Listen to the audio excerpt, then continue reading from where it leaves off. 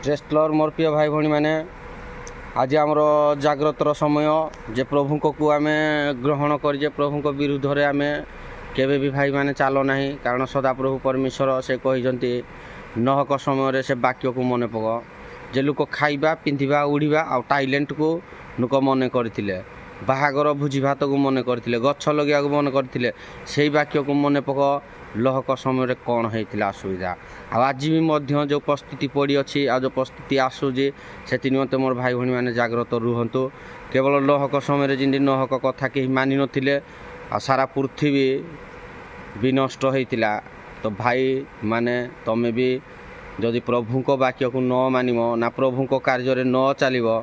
ତାହେଲେ ତୁମ ଦଶା ବି ଭାଇ ସେଇଆ ହିଁ ହେବ କାରଣ ପ୍ରଭୁ କହିଛନ୍ତି ତୁମକୁ ମୋ ଠାରୁ ଆମେ ଆରମ୍ଭ ଆମେ ଶେଷ ତୁମକୁ ଯଦି ଆମେ ମୃତ୍ୟୁଦଣ୍ଡ ଦେବୁ କେହି ରକ୍ଷା କରିପାରିବେନି ତୁମକୁ ଯଦି ଆମେ ବଞ୍ଚେଇବୁ ତାହେଲେ ତୁମକୁ କେହି ମାରିପାରିବେନି ଜଗତରେ କେବଳ ଯୀଶୁ ନାମ ଛଡ଼ା ଆଉ କୌଣସି ନାମ ନାହିଁ ପ୍ରେଜ୍ ଦ ଲର୍ଡ।